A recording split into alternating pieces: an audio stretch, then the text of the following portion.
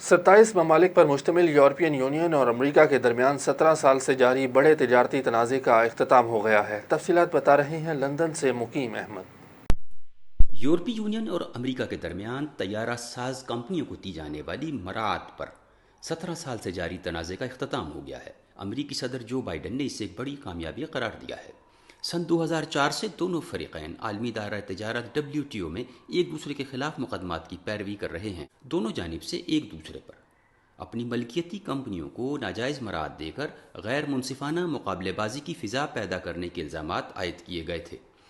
ماہ مارچ میں برسلز اور واشنگٹن کے درمیان 11.5 ارب ڈالر مالیاتی مصنوعات پر ٹیرف کو 4 ماہ کے لیے معطل کر دیا گیا تھا، جس نے یورپ کی پنیر اور وائن جبکہ امریکہ کی تمباکو اور شراب کی صنعت کو شدید نقصان سے دوچار کر دیا تھا۔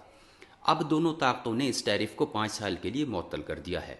یورپی یونین کی سربراہ ارسولا وان ڈر لین نے معاہدے کو خوشائند قرار دیا ہے۔ امریکہ کی تجارت کی نمائندہ کیتھرین ٹائی نے کہا ہے کہ دونوں جانب سے معاملات سلجھ گئے ہیں اور اب ہماری تمام تر توجہ چائنا پر رہے گی۔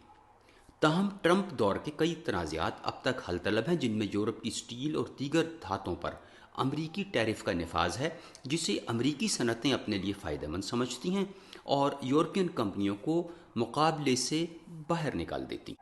مقیم احمد، سٹی نیوز، لندن۔